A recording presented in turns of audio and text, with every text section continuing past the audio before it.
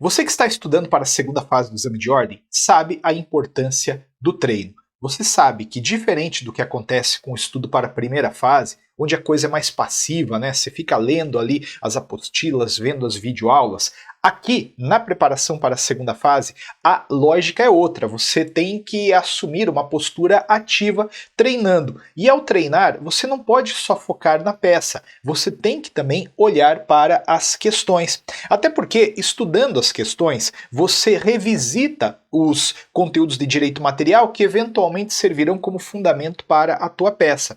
Pensando nisso, eu preparei um curso específico de questões. Eu corrigi e comentei todas as questões a partir do 20º exame de ordem.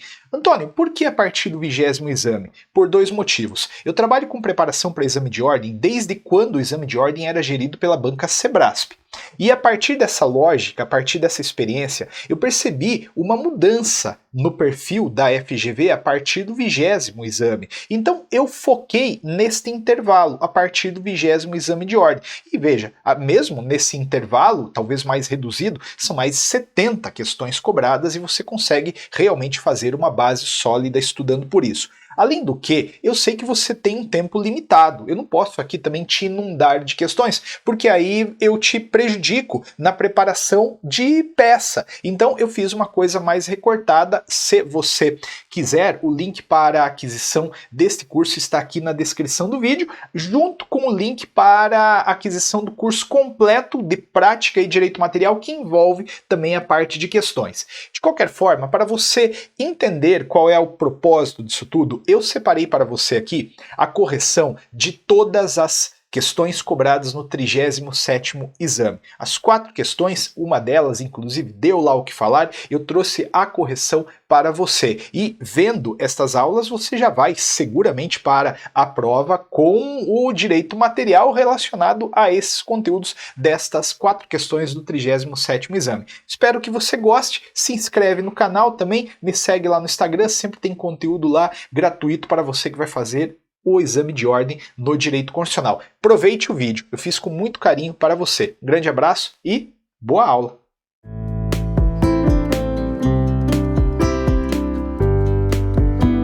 E aí pessoal, tudo bem? Uma questão do 37º exame de ordem. Legal essa questão, hein? Venha comigo aqui, a gente vai falar sobre o município Alfa, cuja área central, constituída apenas de edificações públicas municipais, era considerada patrimônio histórico, e o município Alfa editou a Lei XX, dispondo que seria submetida à consulta popular a possibilidade ou não de veículos automotores circularem pelas ruas que integravam a referida área. De acordo com os debates, apesar dessa circulação ser cômoda aos proprietários de veículos, ela dificultava o acesso de turistas. A Câmara Municipal do Alfa ainda decidiu que seria imediatamente solicitado à Justiça Eleitoral que o respectivo quesito fosse submetido à população local de modo concomitante à eleição municipal a ser realizada no ano seguinte. Sobre a hipótese apresentada, responda aos questionamentos a seguir. A Lei XX do município Alfa é formalmente compatível com a ordem constitucional? E B, considerando a sistemática constitucional, a Justiça Eleitoral deve atender à solicitação da Câmara de Alfa? Olha, quando a FGV erra, eu bato. Quando a FGV não erra, eu também intimamente, né, não vou fazer vídeo no canal do YouTube para falar que não, mas intimamente eu me manifesto, como estou fazendo aqui para você agora. É evidente que essa lei é constitucional. É evidente que essa lei é formalmente constitucional. Ela é formalmente constitucional com base no artigo 30, inciso 1 da Constituição, que diz que o município pode legislar sobre assunto de interesse local. Mas por que eu disse aquilo que disse agora há pouco? Um monte de gente levantou lá na época desta questão a bandeira do erro, dizendo que não, é inconstitucional porque compete à União legislar sobre trânsito e transporte. Eu concordo. Quando eu vou dar aula disso, eu desenho isso aqui de uma forma tão clara que quem fez aula comigo não errou. Eu sempre digo, se te perguntarem quem vai legislar sobre trânsito e transporte, é evidente que é a União, não há nenhuma dúvida em relação a isso. Contudo, quando prepondera o interesse local, o município pode sim legislar sobre trânsito e transporte. Isso acontece há muito tempo no Brasil, inclusive. Acontece no município de São Paulo, que tem legislação municipal estabelecendo revezamento de veículo. Aconteceu um dia desses em Santa Catarina, no município de Bombinhas, uma lei municipal que restringiu, mesma coisa do problema aqui, eu inclusive dei esse exemplo na minha aula, município de Bombinhas que restringiu veículos no centro da cidade, porque era um centrinho histórico, estavam achando lá que a poluição estava manchando parede, corroendo o negócio. Então não há nenhum problema, esta lei é absolutamente constitucional. Ela é formalmente, sim, compatível com a ordem constitucional, com base no artigo 30, inciso 1º, que diz: compete aos municípios legislar sobre assunto de interesse local. Então, cuidado, a questão do trânsito, ela é um pouco bipolar, se não tripolar. Legislar sobre isso de modo genérico, é claro, cabe à União. Agora, quando sobressai-se o interesse local, na linha dos exemplos, inclusive concretos, que já foram validados pelo Supremo, isso aqui é competência do município. E para fazer uma análise completa, eu te digo mais ainda. Em matéria de estabelecer políticas de segurança no trânsito, isso aqui é competência comum, tá? Isso aqui é uma competência comum que pega União, Estado, Distrito Federal e município. Então a questão do trânsito não é tão simples como algumas pessoas falam. Ah, marque aí. Se entende? Olha, lá no meu curso eu bato muito numa tecla. Eu sempre falo, gente, menos marcação de código, tá? Menos marcação e mais reflexão, mais índice remissivo, porque aí a coisa acontece. As pessoas estavam marcado, trânsito é união, foram direto para lá e muitas erraram. Quem fez aula comigo estava ligado nesse negócio aqui e não errou. Então a letra A, ela não tem a menor dúvida. A lei é formalmente constitucional, pois trata-se de assunto de interesse local nos termos do artigo 30, inciso 1º da Constituição. Tá legal? Maravilha. Agora vejam só, a questão de número... o item B da mesma questão, né? Considerando a sistemática constitucional, a Justiça Eleitoral deve atender à solicitação da Câmara de Alfa? Então, isso aqui eu também estava falando que ia cair, e caiu. É óbvio que caiu. Por quê? Porque mudaram a Constituição no artigo 14. Mas só para pegar o fio da meada, o que aconteceu? A lei estabeleceu que seria submetido à consulta popular a possibilidade ou não de veículos automotores circularem pelas ruas. E a Câmara decidiu que solicitaria isso para a Justiça Eleitoral, que realizaria esse plebiscito, por assim dizer, concomitantemente à eleição municipal. Há algum problema? Muito pelo contrário, isso aqui é lindo, vai começar a acontecer daqui para frente, porque vejam só, em 2021, acrescentaram no artigo 14 o parágrafo 12 que diz assim: serão realizadas concomitantemente às eleições municipais as consultas populares sobre questões locais aprovadas pelas câmaras municipais e encaminhadas à Justiça Eleitoral até 90 dias antes da data das eleições, observados os limites operacionais relativos ao número de quesitos.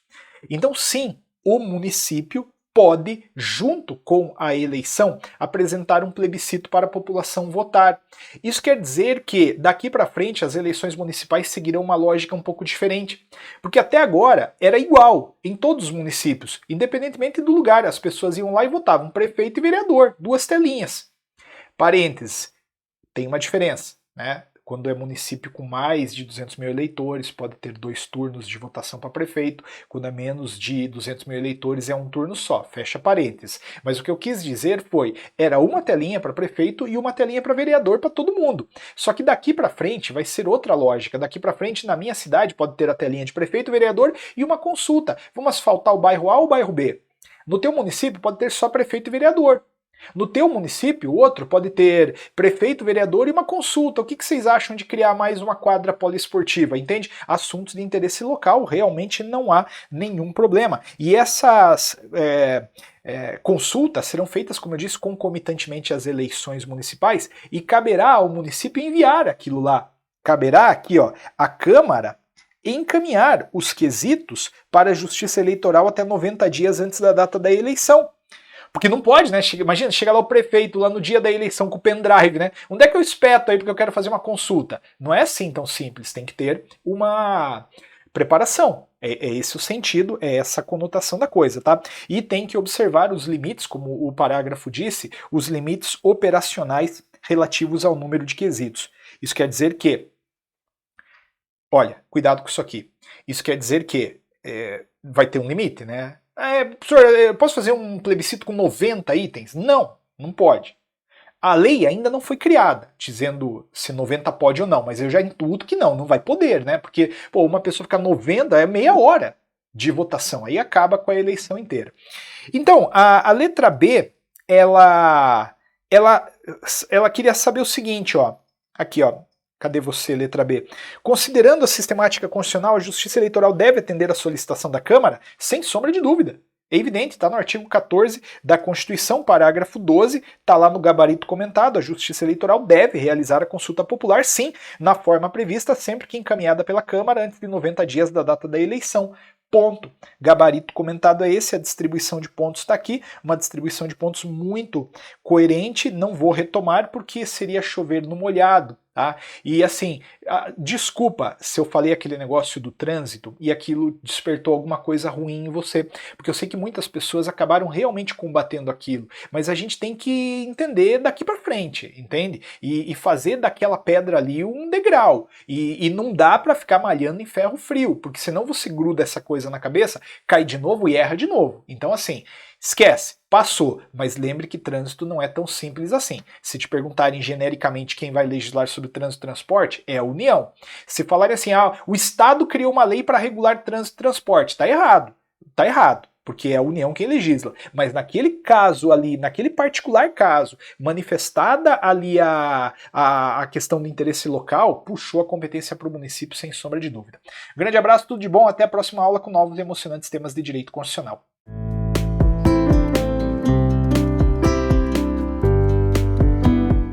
E aí, pessoal, tudo bem? Mais uma questão de direito constitucional, 37º exame, versando sobre princípio de simetria. Você que está fazendo o curso, viu aí várias questões falando sobre simetria. Venha comigo.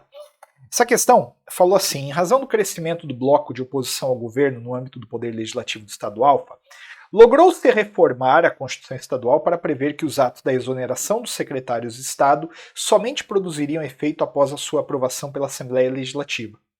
A reforma ainda previu que o não atendimento dessa determinação pelo chefe do Poder Executivo caracterizaria crime de responsabilidade, sujeitando-o ao respectivo processo conforme regras estabelecidas em lei. E resignado com o teor da reforma constitucional, o governador do estado Alfa formulou à sua assessoria os questionamentos a seguir. A previsão na Constituição Estadual de que os atos de exoneração dos secretários de Estado somente produziriam efeito após a sua aprovação pela Assembleia Legislativa é compatível com a Constituição? B. A tipificação de crime de responsabilidade na Constituição Estadual é compatível com a Constituição da República de 88? Olha, essa questão é boa. Eu gostei dela, realmente gostei dela. Para dar certo, a gente precisa lembrar algo que às vezes escapa nos nossos estudos. Uma coisa que até nem é só de direito constitucional, é de cidadania. Você tem que saber, independentemente da prova, você tem que saber para a vida que o presidente da República é auxiliado por ministros. Os ministros da saúde, da cultura, desenvolvimento, são auxiliares do presidente. O presidente os nomeia e os exonera livremente. Eu sou presidente, acho que você vai ser uma boa ministra da saúde, eu te nomeio. Não estou gostando, eu tiro. Dentro dessa lógica, simetricamente, o governador vai ser auxiliado não por ministros, mas por secretários de Estado, que na verdade é a mesma coisa, só muda o nome. Não é bem a mesma coisa, mas não é isso que importa. Tá? É a mesma filosofia. O governador vai ter um grupo de auxiliares, que não são ministros, são secretários de Estado. O governador vai ter o secretário da Educação, da Cultura, do Meio Ambiente, do blá blá blá. E o governador pode nomear e exonerar livremente. Ponto. Simples assim. Dentro desta lógica, você percebe que o que foi proposto aqui está errado. Porque havia uma previsão na Constituição Estadual de que os atos de exoneração de secretário teria que ser aprovado pela Assembleia Legislativa, mas não pode. Isso ofende a Constituição Federal, ofende separação de poderes, ofende mil coisas. Veja comigo aqui os fundamentos para isso.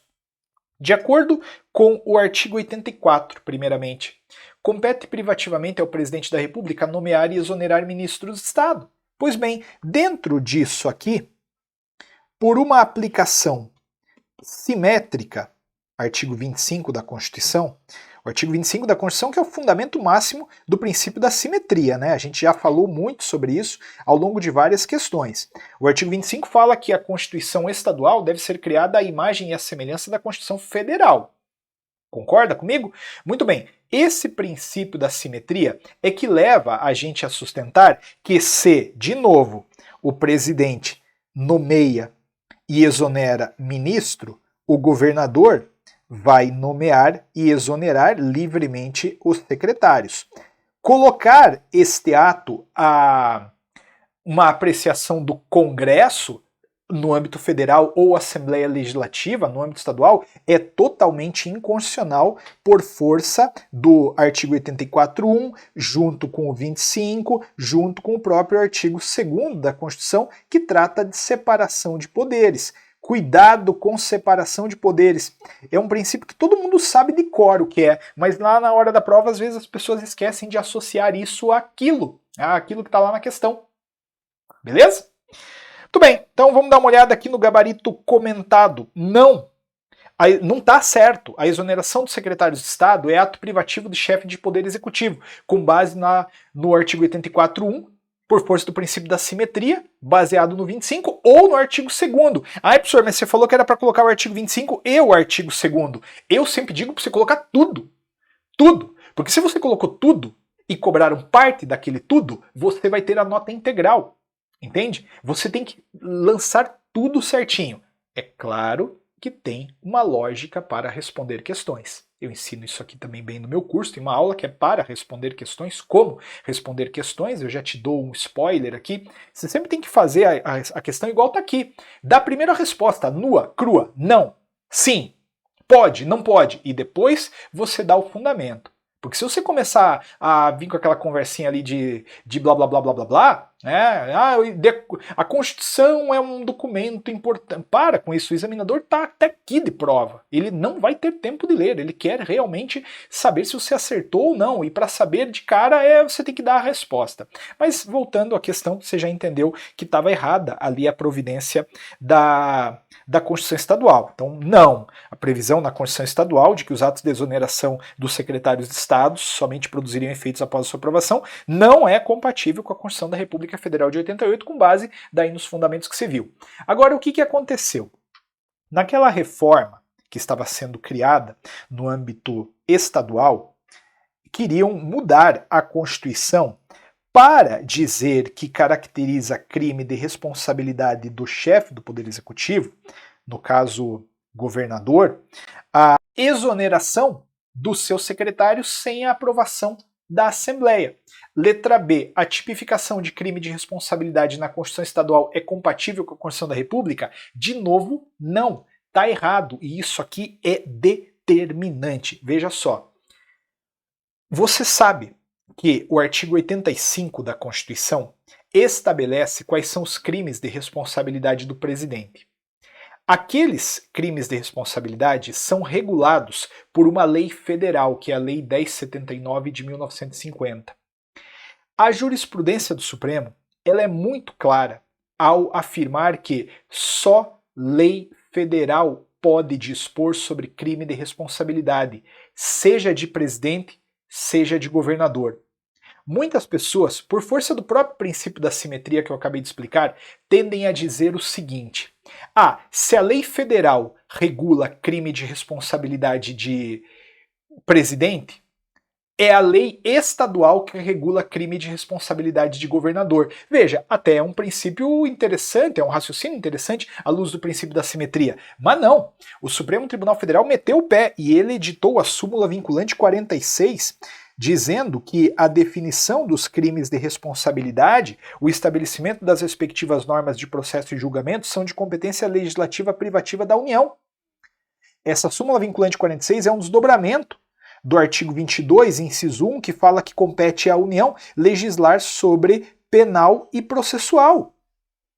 Então, não poderia jamais a Constituição Estadual criar um novo crime de responsabilidade para governador. A resposta aqui é a seguinte: a tipificação de crime de responsabilidade na Constituição Estadual é incompatível com a Constituição da República de 88. Por quê? Porque, de acordo com a Constituição, artigo 22, inciso 1, compete à União legislar sobre penal e processual, eu colocaria os dois, e explicando melhor isso num contexto de crime de responsabilidade, a súmula vinculante, que versa sobre o artigo 85, parágrafo único também, né, diz que não pode uma lei estadual dispor sobre crime de responsabilidade. Afinal de contas, lá estava dito que somente a União pode legislar sobre este assunto. E aí veio a distribuição de pontos. Tá legal? De novo, está bem de acordo com o que a gente estudou aqui, né? A exoneração de secretário e ato privativo de chefe de executivo, princípio de simetria, tudo bonitinho, competência privativa da União, tá tudo lá. Ô, professor, mas assim, aí ó, falaram em uma súmula 722. Tinha que citar as duas? Não. O que aconteceu foi o seguinte, essa ideia que eu expliquei para vocês, essa impossibilidade de o Estado regular crime de responsabilidade, primeiro foi posto na jurisprudência com a súmula 722, que teve um upgrade. Ela foi convalidada na súmula vinculante de número 46. Claro que se você sabia da súmula 722, valeria a pena colocar os dois, porque se ganharia o mesmo ponto, mas ganharia o mesmo ponto com categoria. Agora, súmula vinculante não tem como. Não tem como você deixar de fora. Ô professor, entre as duas, eu posso pôr só a súmula vinculante? Pode.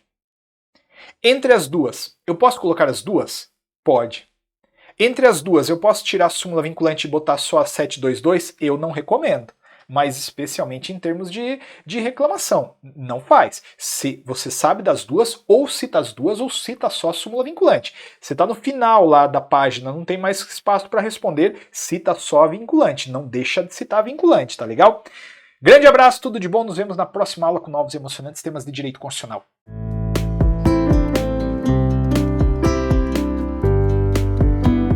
Mais uma questão do exame 37. Questão legal, também lembro que veio ali uma polêmica, mas para mim aqui não tinha muito segredo. Veja. A Assembleia Legislativa do Estado Alfa instaurou comissão parlamentar de inquérito com o objetivo de investigar os graves fatos apresentados em matéria jornalística pelo principal jornal do Estado. A matéria descrevera o estado de ineficiência no âmbito da Secretaria Estadual de Educação, o que vinha gerando graves prejuízos na formação dos jovens que estudavam em colégios públicos estaduais. Apesar da aparente nobreza da iniciativa, João, autor da matéria jornalística, teve conhecimento de que o real objetivo da CPI era o de obrigá-lo a indicar quem lhe passara as informações usadas para a elaboração da matéria. Para tanto, João seria convocado como testemunha e, caso se negasse a nomear sua fonte, seria preso em flagrante por falso testemunho, o que lhe causaria imenso desgaste junto à opinião pública. Sobre a hipótese apresentada, responda aos itens a seguir. João está obrigado, ao depor como testemunha perante a CPI, a indicar a pessoa que lhe passar as informações utilizadas para a confecção da matéria? Ah, mas não tá, né? Ah, não tem como. A Constituição garante o sigilo da fonte. Está muito claro lá no artigo 5º, inciso 14, que é assegurado a todos o acesso à informação e resguardado o sigilo da fonte quando necessário ao exercício profissional. Então pensa comigo aqui, ó. Este cara é a fonte.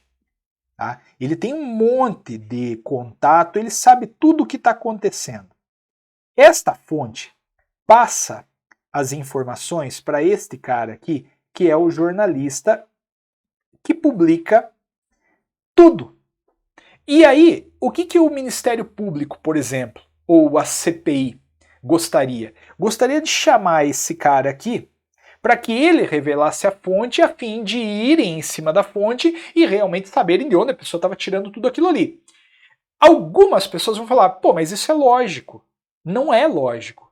Não é lógico por dois motivos. Um, mais simples, a Constituição proíbe e proibiu está proibido. Ela diz que não é obrigado revelar a fonte. Proíbe no sentido de não tem como obrigar, né, o sujeito a revelar a fonte. E outra coisa, acompanhe comigo. Se a fonte fosse revelável, a fonte não seria mais fonte. Esse cara aqui falaria, negativo, eu vou ficar quietinho. E aí o que aconteceria? Nada. Entende? O próprio direito à informação restaria proibido. Além disso, gente, o artigo 220, né, daria para também complementar aqui, cita que não pode ter embaraço à plena liberdade de informação jornalística. Então não tem como embaraçar ali o jornalista. A ideia da CPI, então, realmente não vai para frente nesse ponto. Queriam cercear o jornalista aí. Não pode cercear o jornalista não, hein?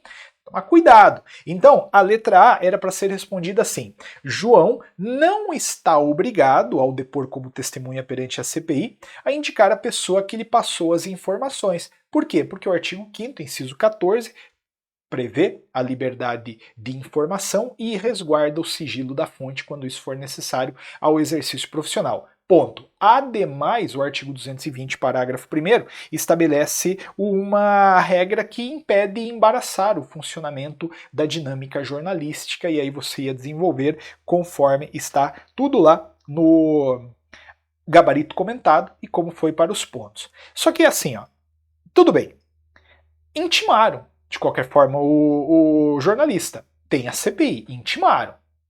E aí, se ele não vai, ele pode ser eventualmente conduzido. Só que ele poderia ir, a pergunta é, ele poderia ir e ficar quieto? Mas é lógico, não tenho a menor dúvida.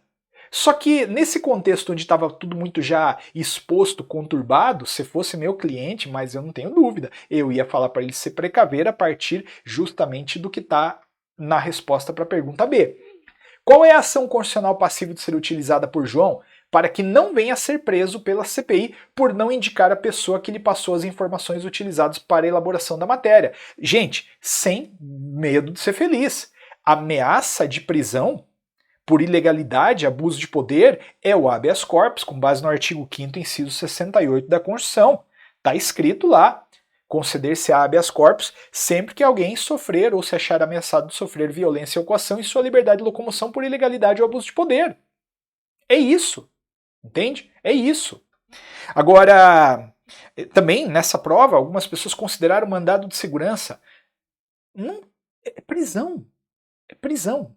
Entende? O mandado de segurança serve para proteger direito líquido certo não amparado por habeas corpus ou habeas data. Você tem uma ameaça de prisão, não cria confusão. Gente, é importante entender isso aqui, que eu sempre falo para os meus alunos ali no meu curso. Você não pode ficar trocando muita ideia com a questão. Entende? Você não pode, mas veja bem. Não, tá ali. Prisão, cara. Prisão. A gente, não sei, isso é culpa talvez nossa, professores. A gente cria também, às vezes, um cenário e enfatiza muito pegadinha e todo mundo começa a estudar olhando só pra pegadinha. Putz, tem um cara que vai ser preso, mas tem pegadinha. Eu vou falar que é o mandado de segurança e não o habeas corpus. Não, faça isso com você, mas não, tá? Acredita no teu potencial. Às vezes, acredita nisso que eu vou te falar. Às vezes, a primeira resposta tá certa. Na verdade, não é às vezes. Na verdade, na maior parte das vezes, a primeira resposta que vem na tua cabeça é que tá certa. Beleza?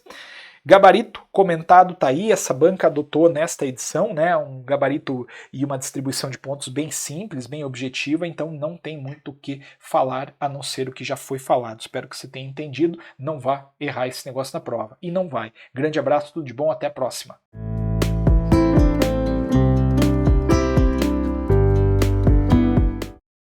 Essa questão aqui, para mim, foi a mais difícil do exame. Curioso como as perspectivas variam, né? Eu conversei com alguns alunos que até acharam simples, mas eu realmente não gostei dessa questão. Não sei por quê. Deixa aí teu comentário. O que você achou dessa questão? A cooperativa XX, dedicada à atividade de garimpo, compareceu perante o órgão federal competente e declinou o seu interesse em explorar a recém-descoberta jazida de minério existente na localidade Alfa, onde atua regularmente. Apesar de a cooperativa XX se dedicar há muitos anos à exploração dessa atividade, o seu requerimento foi indeferido por duas razões básicas. A primeira, porque a cooperativa foi criada de forma irregular, pois não foi previamente autorizada pelo órgão competente, de modo que o seu funcionamento seria também irregular. E a segunda, porque indicava que seria dada preferência na lavra das jazidas minerais garimpáveis, na forma da lei, às pessoas naturais, o que decorria da grave crise econômica na região que reduziu drasticamente os postos de trabalho. À luz da ordem constitucional, responda: A. É correta a afirmação de que a cooperativa XX foi criada de forma irregular? E B. Pode ser atribuída preferência às pessoas naturais na forma da lei em detrimento da cooperativa na autorização ou na concessão da lavra de jazida mineral garimpável? Vamos lá. Primeiramente, eu reforço. Marcação de código é bom, tem que ter. Eu não sou contra.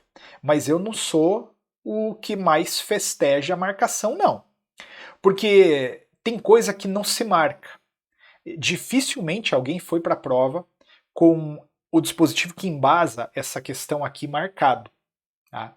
E aí, caiu uma coisa ali que você, poxa vida, não sabe, naturalmente espera-se, aquilo não está marcado. Porque se você não sabia ali na hora, muito provavelmente você se ocupou daquilo nos seus estudos preliminares. Né? Então, o canal aqui, a saída seria ir para o índice remissivo. E na análise do índice remissivo, jogando as palavras-chave ali, por jazida, mineração, cooperativa, não tenho a menor dúvida, você chegaria no artigo 174, que diz o seguinte, no parágrafo 4º: as cooperativas a que se refere o parágrafo anterior terão prioridade na autorização ou concessão para pesquisa e lavra de recurso e jazida de mineral garimpável, na área ou nas áreas onde esteja atuando. Então quer dizer, essas cooperativas, para fins de explorar essas lavras, elas têm preferência sim.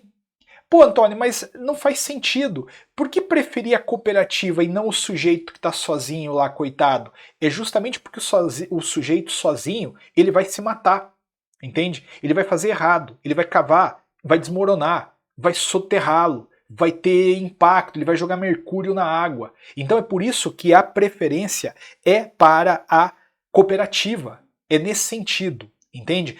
Aquele problema, ele veio muito assim, pô, coitado, pessoa natural, o cara tá sem trabalho. Realmente aquilo ali nos envolvia, mas é por estes motivos que a preferência vai para aquilo que eu acabei de te dizer.